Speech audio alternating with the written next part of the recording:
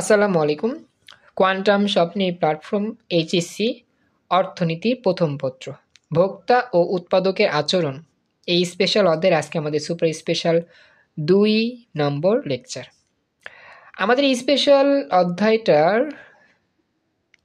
Special যে অংশ উপযোগ, এটাই আমাদের একটা চ্যালেঞ্জিং পয়েন্ট, যার কারণে এই অধ্যায়টি একটু আমাদের চ্যালেঞ্জের মুখোমুখি হইতে হয়। তো আমরা আজকে 2 নং ক্লাসে আমাদের উপযোগের পরিমাপ এই ফ্যাক্টরটা নিয়েই আমরা ক্লাস শুরু করতেছি। তো বলতেছে একটি দ্রব্য ভোগের মাধ্যমে দ্রব্যটি নিঃশেষ করা হলে ভোক্তা ওই দ্রব্য থেকে উপযোগ লাভ করে। এর অর্থ হচ্ছে যে কোনো একটা কিছু তুমি গ্রহণ করছো, ভোগ করছো, বা একটা বলতে পারা যায় খাওয়া দাওয়ার মতো আর কি গ্রহণ করছো। মনে করো যে কিছু পরিমাণ লিচু, হ্যাঁ, তো লিচু তোমার খেতে ইচ্ছা হচ্ছে, লিচুর অভাব, লিচু খেতে মন চাচ্ছে, তুমি পাচ্ছ না। তো এখন তুমি সাপোজ লিচুর দোকান থেকে লিচু কিনে নিয়ে আসলা। তো এই লিচু ছিল তোমার একটা অভাব, যেটা পাচ্ছিল না, খুবই চাহিদা ছিল, তোমার লিচুটা অভাব পূরণ হয়েছে। তো এই যে অভাবটা পূরণ হয়েছে, এটাকেই বলা হয় উপযোগ। তো তুমি যখন লিচুগুলো খাচ্ছ, একবার লিচুগুলো সব খেয়ে ফেলছো, নিঃশেষ করে ফেলছো, মানে সব খেয়ে ফেলছো। তো এই যে লিচুগুলো খেয়ে তুমি তৃপ্তি পেয়েছো, এর মাধ্যমে তোমার এখানে উপযোগ হয়েছে, ওই দ্রব্য থেকে তোমার উপযোগ লাভ হয়েছে। আর এই উপযোগটা দুইভাবে বিশ্লেষণ করা যায়। একটা হচ্ছে সংখ্যাগত বা পরিমাপবাচক উপযোগ, আর একটা হচ্ছে কি পর্যায়গত উপযোগ। তো যতটুকু আলোচনা করছি আমাকে একটু জানাও, বুঝতে পারলা কিনা? হ্যাঁ স্যার, বুঝলাম। আচ্ছা, এখন সংখ্যাগত উপযোগটা আসলে কি? এখানে কিছু বিজ্ঞানীদের মতামতে কিছু কথা বলছে। ওয়ালরাস, জেভেন্স প্রমুখ ক্লিনিক্যাল অর্থনীতিবিদগণ পরিমাণগত বা সংখ্যাগত উপযোগের প্রাথমিক ধারণা প্রদান করেন। পরবর্তীতে অধ্যাপক আলফ্রেড মার্শাল পরিমাণগত উপযোগ ধারণার বিস্তারিত ব্যাখ্যাও দেন। এই উপযোগ ধারণায় সংখ্যা বিবেচনা করা হয়, অর্থাৎ পরিমাণবাচক উপযোগ বা সংখ্যাগত উপযোগ বলতে সংখ্যার মানদণ্ড বোঝায়, যেমন 1, 2, 3, 4 এইভাবে উপযোগকে মূল্যায়ন করা হয়। তো এবং তার ভিত্তিতে উপযোগ পরিমাপ করা হয়। সাধারণত উপযোগ পরিমাপের সময় 1, 2, 3, 4 ইত্যাদি সংখ্যা বিবেচনায় আনা হয়। এটা মনে রাখবা যে যে সকল উপযোগকে সংখ্যাগতভাবে মূল্যায়ন করা হয় তার নামই কি সংখ্যাগত উপযোগ বা পরিমাণগত উপযোগ। কথা কি বুঝতে পারছো যা বললাম? এটা আমাকে জানাও। জি স্যার, স্যার একটু উদাহরণ দেন তো। উদাহরণ দিব, ওই যে উদাহরণটা দেওয়া আছে পরবর্তীতে, উদাহরণটা দেওয়া আছে, একটু পরে বোঝাচ্ছি, ওয়েট করো। অধ্যাপক মার্শালের মতে সংখ্যাগত উপযোগ পদ্ধতিতে একটি দ্রব্যের বিভিন্ন একক থেকে প্রাপ্ত উপযোগকে পরস্পর যোগ করে মোট উপযোগ পরিমাপ করা হয়।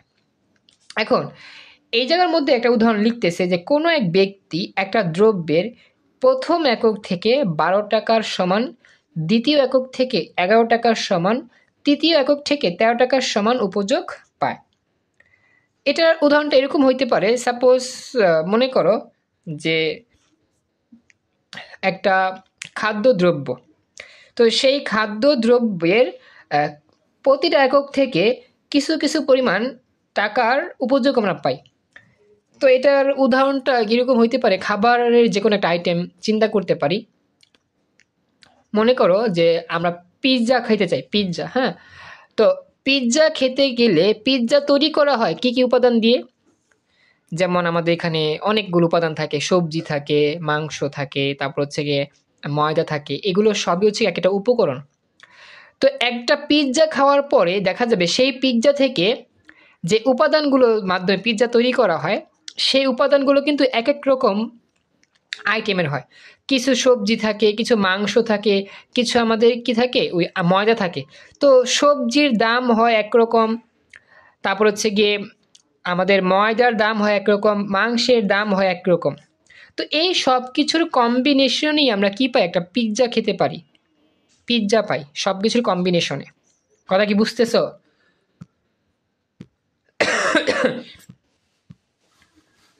এটা আমাকে জানাইও। শুনতেছো আমার কথা? থ্যাংক ইউ তানজিন, জয়েন করছো। জি স্যার। উদাহরণটা একটু বুঝো। একটা পিৎজা যখন আমরা খাই, পিৎজার মধ্যেই কিন্তু অনেক কিছুই থাকে, সবজি, তারপর হচ্ছে মাংস, ময়দা, এগুলোর মাধ্যমে পিৎজা তৈরি করা হয়। তো এই পিৎজার যে উপাদানগুলো আছে সবগুলোর সমষ্টিতে আমরা পিৎজাটা পাই। তো পিৎজা যে আমরা খাইছি, তো এর মধ্যে কতটুকু আমি খাবার খাইছি মাংস থেকে, কত টাকার মাংস খাইছি এখানে, বা কত টাকার সবজি খাইছি, কত টাকার আমরা ময়দা খাইছি, এই বিষয়গুলো হচ্ছে আমাদের এক একটা উপযোগ। আর এই উপযোগগুলো যদি আমরা যোগ করি তাহলে মোট দাঁড়ায় 33 টাকা। মনে করে একটা উদাহরণ এরকম আর কি। কথা কি তার মানে বুঝতে পারছো? সবগুলোর অনুপাত, তাই না? হ্যাঁ। একটা জিনিস যে করা হয়েছে তার হচ্ছে গড় অনুপাত গড় মিলায়া। অনুপাত, হ্যাঁ, গড় অনুপাত মিলিয়ে একটা মোট টাকা ধরা হয়, এটাই আর কি। বুঝছো এবার? যেমন ওই যে হ্যাঁ স্যার, বুঝছি। আমরা ভাপা পিঠা খাই, ভাপা পিঠায় চাল লাগে, তারপরে নারিকেল লাগে, মিঠাই লাগে, এগুলো কতটুকু পরিমাণ খাইছি, কত টাকার পরিমাণ খাইছি একটা পিঠা খাইতে গেলে, সেই পরিমাণটাই হচ্ছে উপযোগ, সবগুলোর সমষ্টি উপযোগ। বুঝছো এবার? হ্যাঁ স্যার। ওকে, বাকিরা বুঝতে পারছো উপযোগের এই বিষয়টা? Ji sir. Okay, thank you. তো এরপরে বলতেছে যে এভাবে উপযোগকে যেমনই পরিমাণগত দিক থেকে পরিমাপ করা সম্ভব হয়, তেমনি অন্য ব্যক্তিদের উপযোগের সাথে তুলনা করা সম্ভব হয়। আর উপযোগ পরিমাপের একক হচ্ছে ইউটিল, মনে রাখবা, এটা এমসিকিউর জন্য খুব ইম্পর্টেন্ট। উপযোগ পরিমাপের একক হচ্ছে কি? ইউটিল। তানজিন, এটা হচ্ছে তোমাদের দ্বিতীয় অধ্যায়, ভোক্তা উৎপাদকের আচরণ, দ্বিতীয় অধ্যায়, অর্থনীতি প্রথম পত্রের দ্বিতীয় অধ্যায়। দেখো এটা তোমাদের শর্ট সিলেবাসে আছে কিনা, দ্বিতীয় অধ্যায়। আর পরিণতি ক্লাস কিন্তু হয়েছিল 8টা বাজে। প্রথম অধ্যায় প্রথম পত্রের তৃতীয় অধ্যায় তোমাদের যেটা শর্ট সিলেবাসে আছিল, তুমি কিন্তু ক্লাসটা মিস করছো। ক্লাসটা রেকর্ড আছে, দেখে নিও, ক্লাস মিস করো না। হ্যাঁ, অনেকদিন ক্লাস মিস করতেছো তুমি। তো এটা মনে রাখবা, উপযোগ পরিমাপের একক হচ্ছে ইউটিল, এটা আমাদের পরীক্ষার জন্য ইম্পর্টেন্ট। শেষ। এরপর হচ্ছে পর্যায়গত উপযোগ, এটা কিন্তু আরেকটা উল্টা বিষয়, খেয়াল রাখবা। অধ্যাপক জে আর হিক্স, আর জি ডি অ্যালেন প্রমুখ অর্থনীতিবিদগণের মতে উপযোগ হলো একটি মানসিক ধারণা, মানে উপযোগ হচ্ছে একটা মানসিক ধারণা, চিন্তা চেতনা। তাই ব্যক্তি একটি দ্রব্য ভোগ করে কি পরিমাণ উপযোগ পেল তা সংখ্যা দ্বারা বিবেচনা করা যায় না। দেখছো, এখানে কিন্তু উল্টা কথা বলছে। একটু আগে পড়ছি যে উপযোগকে সংখ্যা দ্বারা মাপা যায়, কিন্তু এখানে বলতেছে উপযোগকে সংখ্যায় মূল্যায়ন করা যাবে না, এটা একটা মানসিক ধারণা, একটা চিন্তা। ও আচ্ছা, বুঝতে পারছি। আচ্ছা, সমস্যা নাই, তুমি বলছো, খুশি হলাম, কারণটা বলছো। অর্পিতা রানী জয়েন করছো, দেরি হয়ে গেছে একটু। হ্যাঁ বলো। যে পৃষ্ঠাটা আগে পড়ালেন ওটা একটু বের করেন তো। আচ্ছা, এই যে দেখো বের করলাম।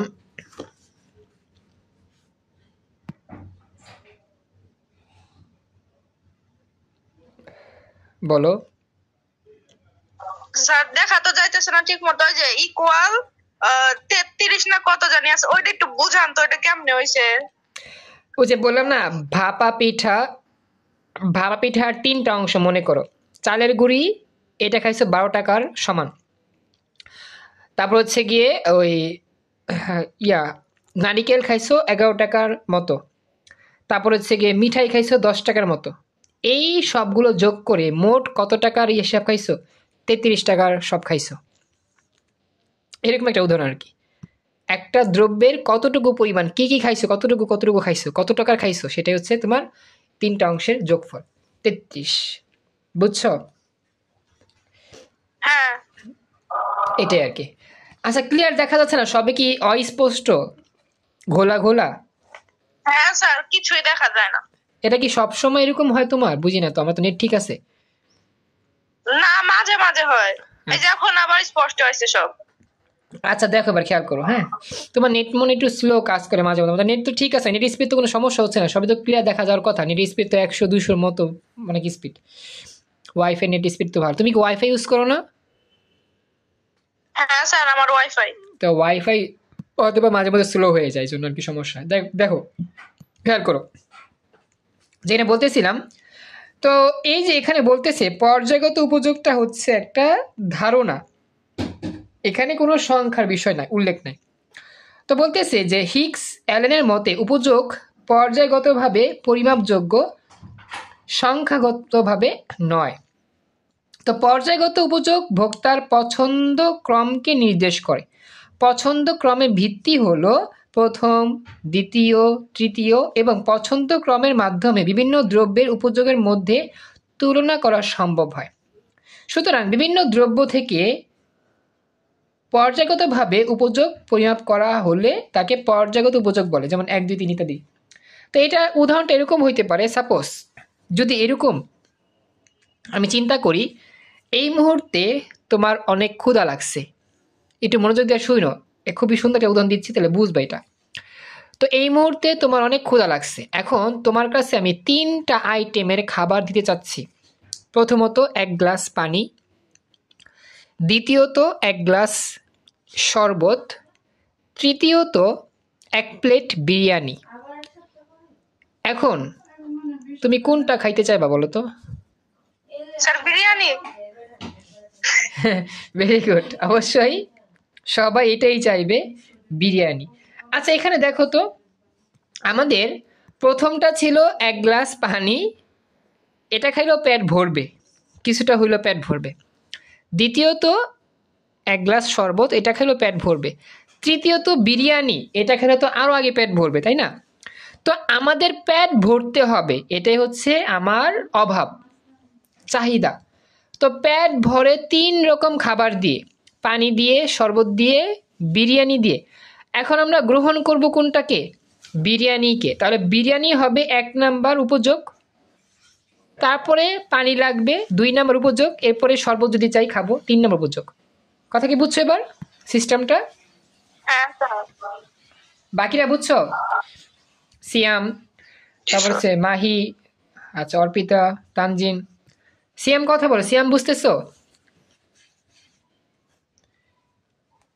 সিয়ামের রেসপন্স দিতে পেলাম না। তো এটা আর কি বিষয়, যে আমাদের কোন একটা উপযোগ যদি আমরা পছন্দের ক্রমের ভিত্তিতে গ্রহণ করি, সেটাই হয় কি পর্যায়গত উপযোগ। শেষ। হ্যাঁ বলো। তাহলে এইটা থেকে একটা যদি প্রশ্ন আসে, ওটা কেমনে সাজাই লিখবো? লিখবা যে মানুষের পছন্দের উপর ভিত্তি করে আমাদের উপযোগ চেঞ্জ হয়।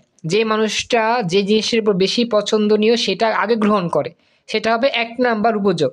তারপরে পরবর্তীতে সে পরেরটা গ্রহণ করে, দ্বিতীয় উপযোগ। এরপরে পরেরটা গ্রহণ করে, তৃতীয় উপযোগ। এভাবে হবে, ক্রম অনুযায়ী হবে উপযোগটা। কথা বুঝছো? ওকে স্যার, বুঝছি।